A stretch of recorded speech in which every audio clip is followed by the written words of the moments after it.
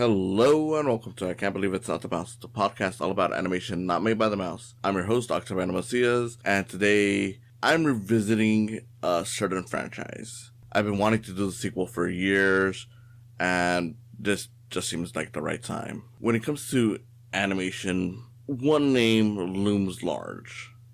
That is Shrek. Big, iconic movie. Was the first one to win for animated feature at the Oscars, and it's often considered to be the animated film that for a lot of Western audiences convinced them that Disney was not the only studio out there. So obviously big deal. And then of course it was inevitable that a sequel would get made. Dreamworks, of course, has never been shy about the fact that they would do cash grab sequels. This is what happened here. The first one made money. It was a success. It was time to do a sequel. And yet, despite being a cash grab sequel, it's pretty amazing. Before we get started, I just want to say, if you're listening to this on YouTube, go ahead and give it a like, subscribe to the channel, feel free to comment, and ring the bell for notifications. Also, if you're on Spotify or just any other podcast site, follow this show on those platforms. Shrek 2 definitely shows, obviously, the later works would also continue to show this, but Shrek 2 to me is the one that really shows just what makes DreamWorks sequels work. Now, obviously, not all DreamWorks sequels are perfect.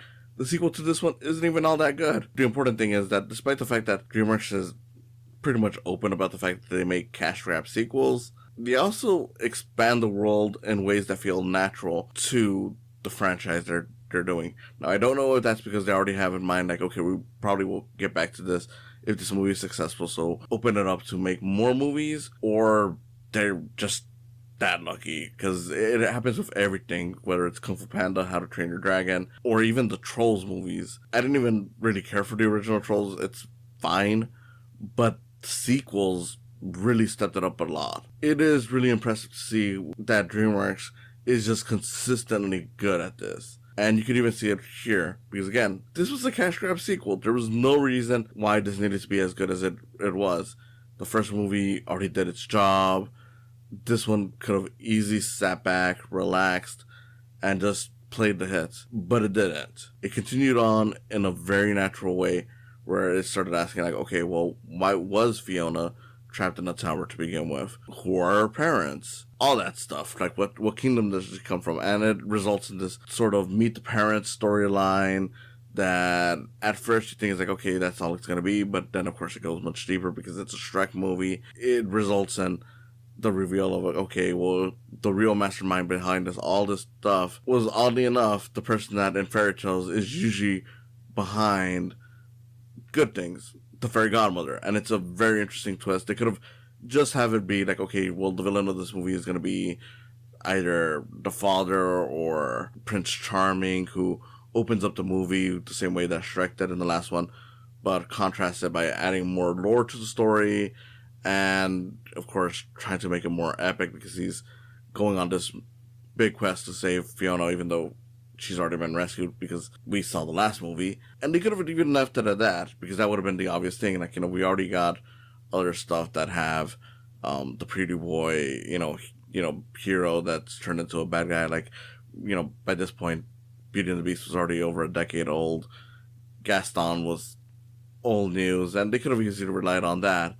But no, they decided to go the smarter route, where it's like, okay, well, Prince Charming is just a pretty boy idiot. We need a bigger mastermind behind this. And it only made sense that it would be the fairy godmother, who, in a funny twist to this movie, is the mother of Prince Charming. So it's like, not only is she trying to create a happily ever after to Fiona, she also is trying to get something for her son. And it's just really great stuff. That's the basic outline. I feel like I don't really need to explain this movie too much, because this is, of course, one of the most viewed animated movies of all time. It was a massive hit back in 2004.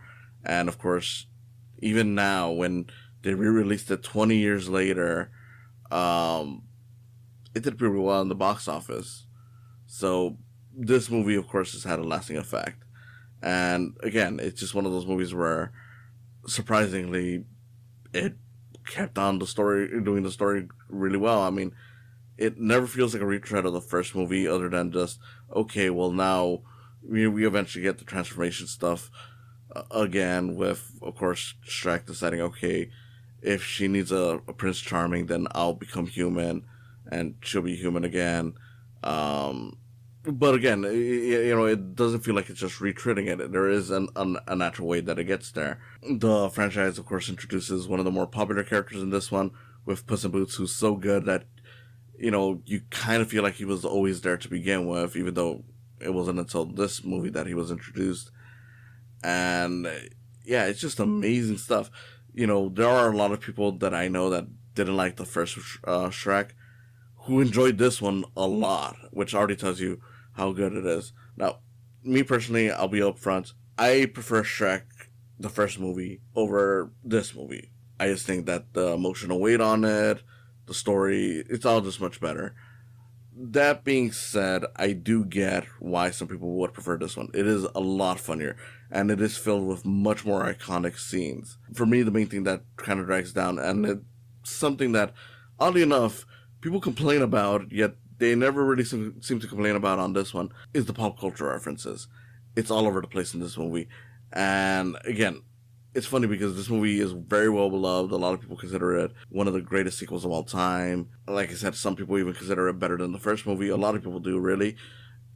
And yet, it's filled to the brim with pop culture references, a lot of which I think still hold up, but then there's some stuff where it's like, I don't know if that's still funny anymore to a lot of people. Like, I still, like, watching it again, I was like, okay, look, I know what's being done here, but I don't know if someone younger is gonna care for, like, a joke of, like, oh, here's Sir Justin, or stuff like that. Like, they might understand, like, okay, that's probably some kind of actor or whatever.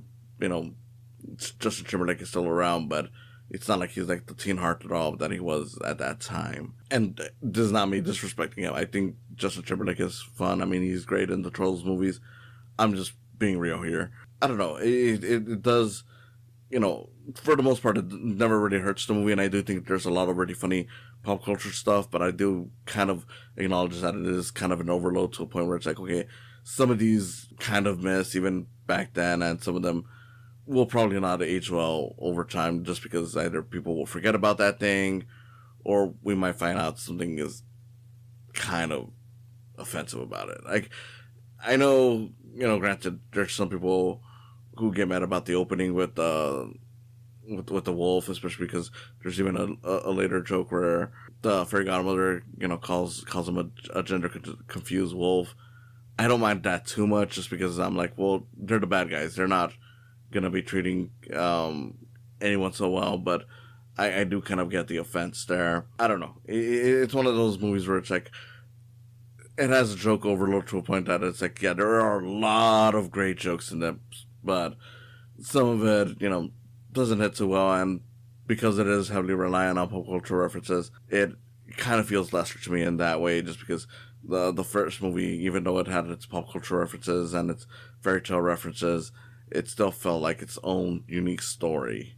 Not as much here, but it doesn't really matter because it all still works so well. Again, though, isn't it kind of weird that people get mad about pop culture references, and they even, there even was a period where they would say, like, oh yeah, that's all DreamWorks did, and yet this movie always seems to get a pass because it's like, again, a lot of people acknowledge that it's really good, but it's like, you're talking about a movie that, within the span of minutes, you get references to the Beauty and the Beast, side characters, Indiana Jones, Pretty Woman.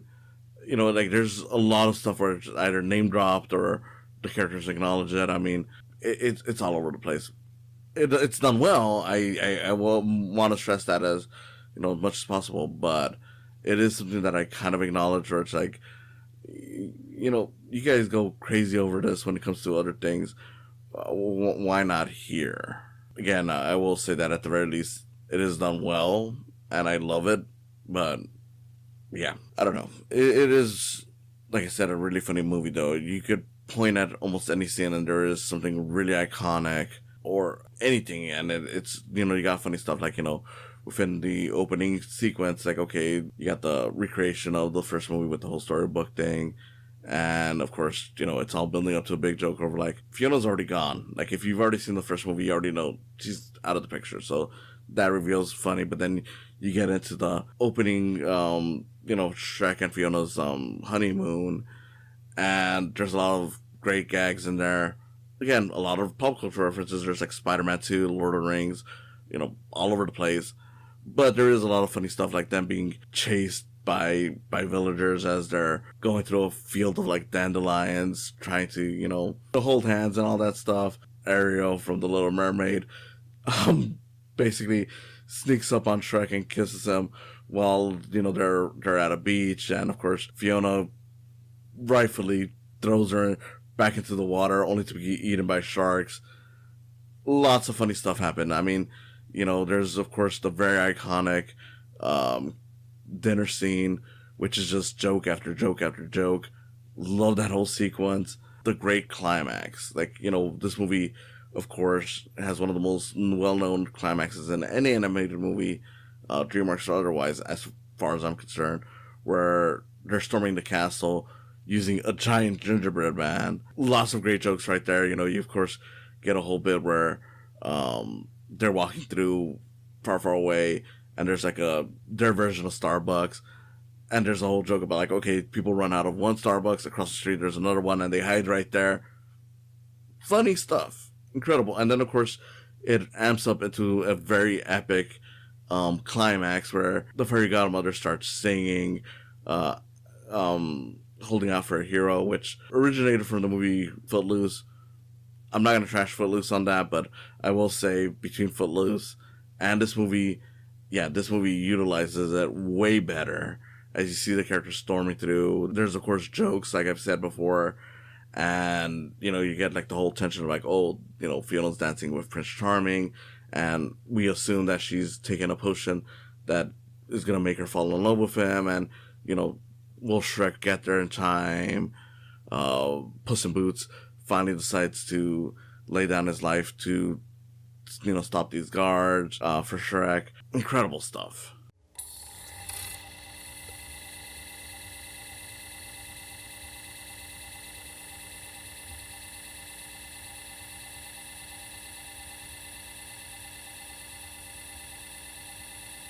Kind of touched on Puss in Boots before, but I really want to highlight him. To any Shrek fan, you would assume that this character's been there all along, just because, he fits right into the universe so well. But again, remember, it was just this movie that introduced him, and he was just supposed to be a gag, because it was like, hey, look, Antonio Banderas was Zorro, let's get him to be Cat Zorro, essentially. And it's kind of funny that he's played Cat Zorro more than regular Zorro, but, well, something else to think about, maybe when I do one of the Puss in Boots movies. And, it's great stuff, because it's like, it just fits so well with the universe. It's funny to see his dynamic with Shrek, where he is kind of a kiss-ass, but at the same time, Shrek falls for it a lot more, or just wants to taunt Donkey with it. But regardless of it, he kisses ass Shrek as well, in his own way. Is kind of self-centered, conceited, all that stuff. Pretty much a lot of stuff that it feels kind of weird once you watch the Puss in Boots movies, to the point that you kind of feel like they should be in their own universe, even though they, especially with the second one, are connected to these. But hey, whatever, it's a cartoon. Don't think too much about it. Personally, I love Puss in Boots. I'm not gonna lie. I think he's a great character. I do think that when it comes to these movies, though, this is the only one that's ever fully utilized them right, with the Shrek universe. Shrek the Third, he's just kind of there, and the body swap thing, which, I'll get into whenever I do Shrek the Third, but the body swap thing is just kind of like, that's alright, I guess. Nothing too special.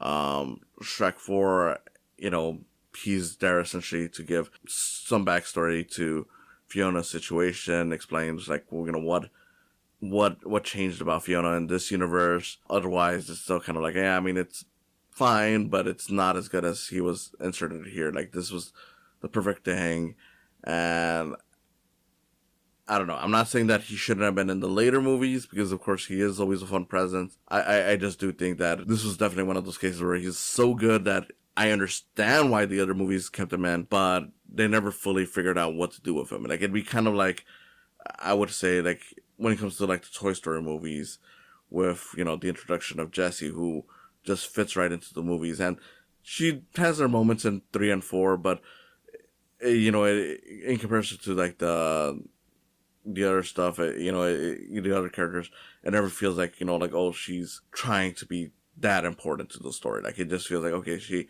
has her little moments here and there. She has, you know, her bits of shine, but she's not in the main journey as much as she was in the second one. And I think that was kind of the balance that they should have gone with on this character. But, you know, he's there with the main journeys and the follow-ups, and as a result, again, I wouldn't say that it necessarily ruins the character, but it does feel a little bit off. Despite that, again, you know, it's just a lot of great stuff. You know, Far Far Away ends up being a great location for these characters to interact with. It becomes a major location in these movies, because it's a perfect way of like, okay, here's all these different characters interacting, and, you know, it's much more interesting, I will admit, than the first movie, where it's like, okay, we got a swamp, and then we just go to random places and they just happen to be there, like, you know, like Robin Hood or whoever.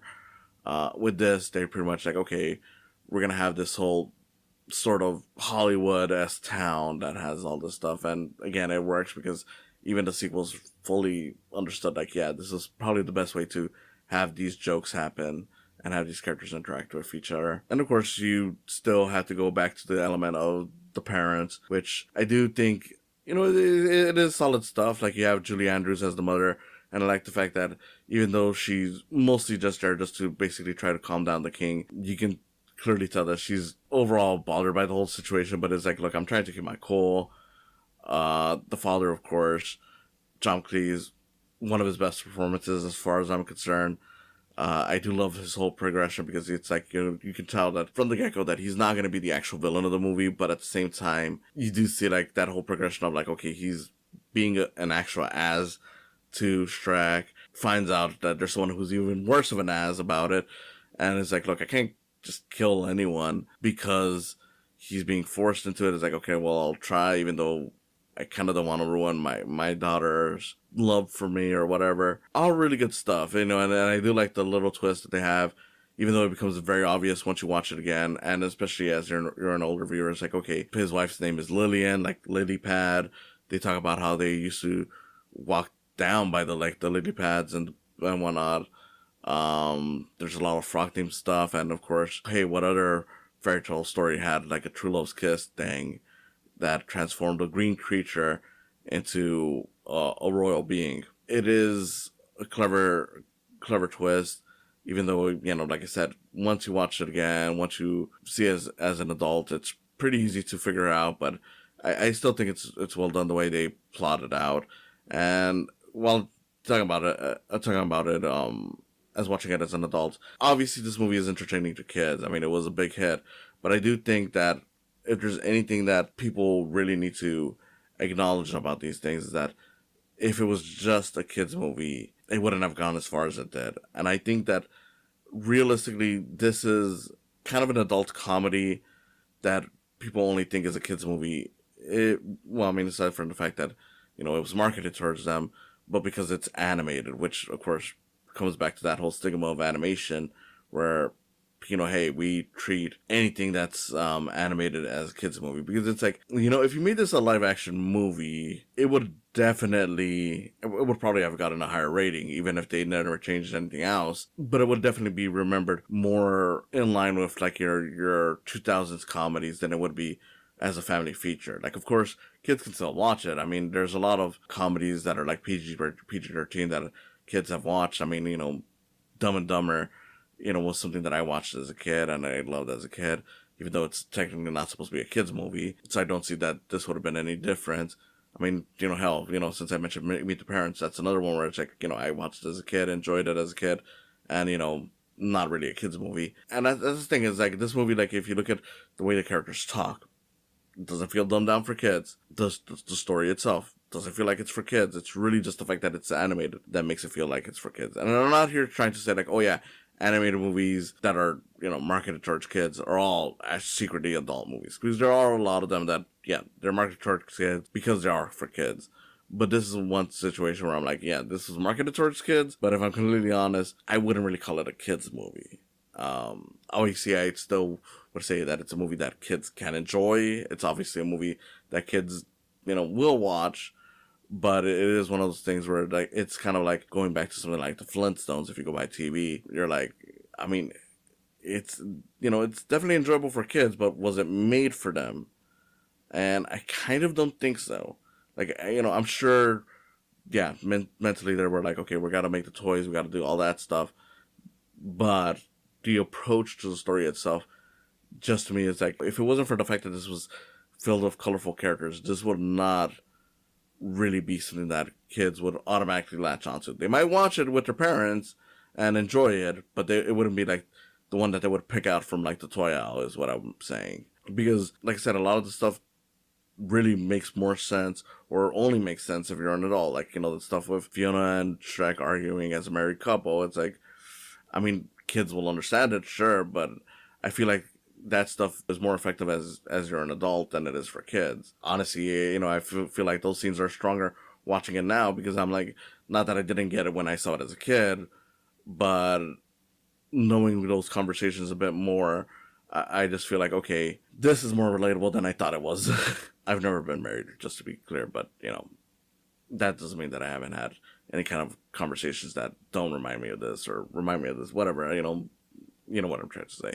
For the most part, it is a very well done thing that, like I said, I've been saying, adults could watch it and they'll be like, yeah, that's kind of how romance is. And, again, there's of course obviously the jokes that are aimed more towards adults, like when they're being, when Shrek and the gang finds out that, like, oh, the fairy godmother has been behind us all along, and she's Prince Charming's mother. There's a whole joke where they're referencing the OJ chase, and even before that actually starts, if you pay attention, there's a whole bit which I never really fully understood until watching it now as an adult, where basically you have like the headless horseman with some knights, and he's just kind of standing around and he's kind of pointing towards, the spot where his head would be. I as a kid, I thought it was just him showing off a trick, or him trying to explain that he's headless, not realizing that the whole joke was that, like, oh, look,